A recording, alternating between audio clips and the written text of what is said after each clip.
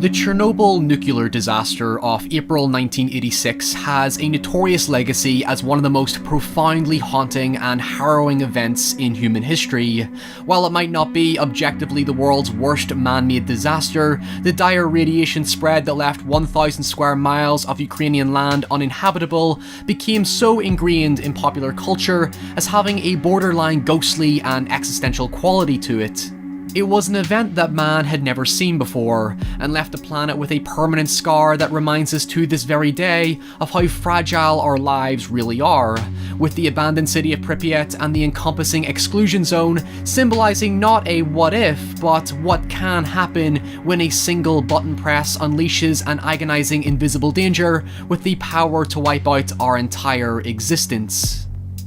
So take it to the guy who wrote the Hangover sequels to tell us all about it. Let's talk about Chernobyl.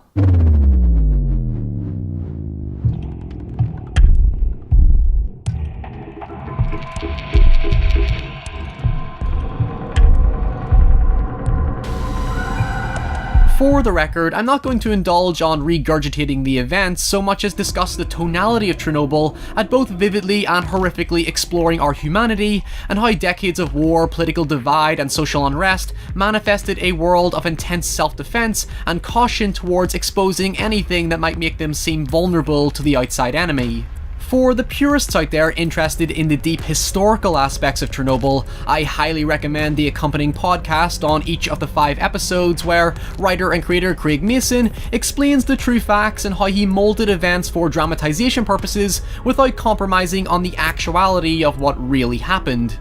Chernobyl ignites an immediate sense of dread that's never alleviated, and to this day has never been alleviated either, and that's not just in response to the absolutely fucked up spectacle of radiation burns and human deterioration, as you see the literal life force drain from characters in seconds, or as the plot which starts directly following the core reactor explosion shows, just how a mere glance into the depths of hell absorbs any time you think you might have left in this world. The most precious resource to every character in the story is time, and that's the one thing that's immediately stripped away from them. Yet the very opening of the show doesn't mask the human evil behind the events. Jared Harris maintains a perpetually anxious and frightened performance, as his efforts to stop the further spread of radiation is met with constant suspicion by potential spies, the KGB, and the Soviet government, who would much rather contain the spread of information than radiation of all things. The brooding tension isn't just sustained through the physical toxic atmosphere, but the toxic conditions of a society paranoid about looking weak following their involvement in the Second World War. It doesn't so much linger on trying to be a by-the-numbers spoon-fed account of post-war Soviet Union. That oppression is conveyed purely through atmosphere, where seeing the looming smoke in the distance feels like this monster that's unleashed death into the world. You could say the Chernobyl disaster itself is a metaphor for Soviet society at the time. Their efforts to portray their nation as peaceful and harmonious is completely unshelled by the greed and hypocrisy of maintaining literal power to outshine their neighbouring countries. The show gives us this image of a genuinely happy city of people who truly love their country, and then juxtaposes it with the intense pressure of trying to suppress even just the smallest fragment of an issue. It puts across this idealistic society, but it's one that lives under the invisible shadow of the government's aggressively watchful eye. In fact, one of the most shocking aspects of the show is not the radiation, but just how much denial those responsible for the disaster are in. I mean, who would have thought the dad from Friday Night Dinner would be such a raging asshole, constantly calling his inferiors delusional and hysterical when they try to warn him of what's happened? They actually send a frightened worker by implied force to the roof to look right into the core, to which he turns round with a dead expression that he knows that he's just lost everything. It is uncompromisingly bleak to say the least. It's that unnerving awareness of their own mortality where it's too late to change anything. They've somewhat accepted their fate, but that doesn't mean they don't just emotionally break down over how much suffering they're about to endure.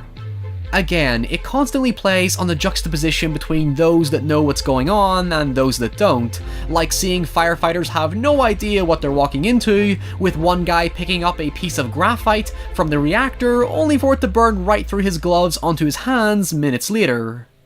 The show masterfully puts across just how bone-chilling it is that you can't see the radiation, or truly comprehend how quick it'll burn through your flesh and organs, along with the ominous glow that penetrates into the air as innocent civilians look in awe rather than shock, not realizing their distance doesn't make them safe. In fact, they're already dead, they just don't know it yet.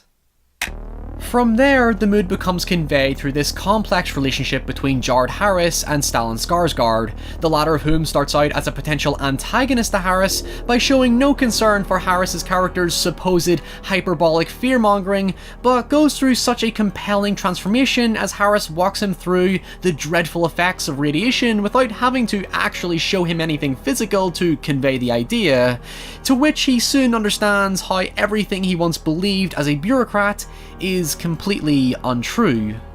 I actually think the best scene to demonstrate this transformation is when Skarsgård comes into a hotel room to inform Harris's character that things are going smoothly before Harris drops this bombshell that both of them are probably only going to live for another 5 years or so, showing us Skarsgård's reaction shifting subtly from anger over being undermined to pure fear in such a painful human realization that seals his fate to win an Emmy.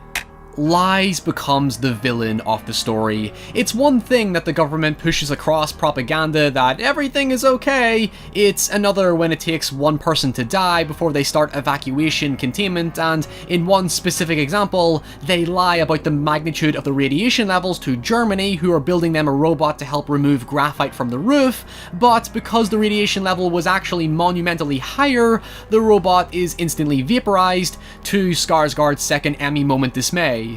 Because of the government's desperation to protect their country's image, they force more people into danger unnecessarily, having to use bio-robots, as Harris's character puts it, which sees men get conscripted to go onto the roof with only 90 seconds to remove as much graphite as they can by hand before they hit fatal levels, presenting it as one agonizingly long 90-second take that seems to go on forever, giving us a real taste of the panic, fear, bewilderment, and disorientation these people experienced. And worst of all, in every case, it never ends well. When their leader tells them they're done, there are two ways you can interpret that. Of course, I'm not going to sit and just tell you all the scary shit that happens because, well, the entire thing is scary. Even scenes that don't involve radiation or being on site at Chernobyl are still scary. But sticking to the thematic angle of the storytelling, there's such a brisk pace to events where terrifying moments seem to last a lifetime rather than just a couple of minutes, while in another scene, a character looks like they're recovering, but in the next scene, nah mate, you're fucked.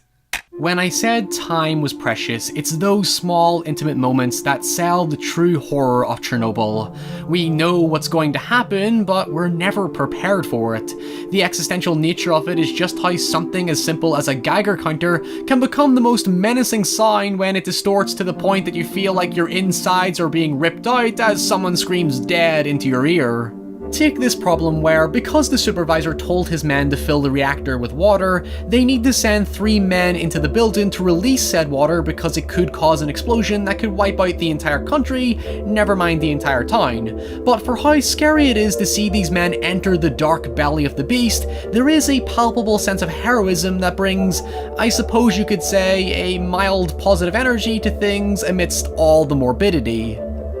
They ask President Gorbachev for permission to kill 3 men, to which those that volunteer do so not because they're being rewarded with something that's honestly not all that much given their life expectancy would be about a week anyway, but because they truly care about their country and the people within it, like I said earlier. They're so feverishly patriotic and willing to make a noble sacrifice that it challenges the falsehood of a lot of today's supposed patriotism. One commander even willingly goes to get the true radiation level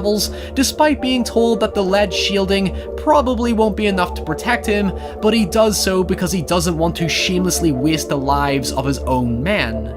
It's incredibly touching to see this amongst the sea of people refusing to take responsibility, and there is an honest camaraderie between those who serve to stop a threat to humanity, brought to life in an episode that's all about shooting dogs.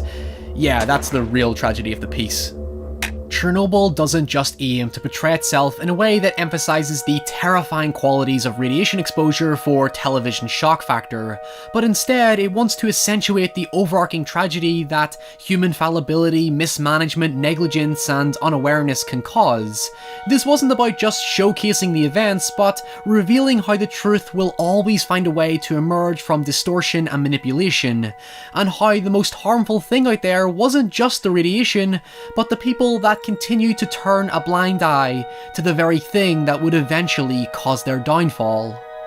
Chernobyl is a horror about action, or I guess more appropriately, inaction. It speaks about how we fester a culture of ignorance and deceit to control a path that isn't for the betterment of those around us, but simply for our own self-preservation.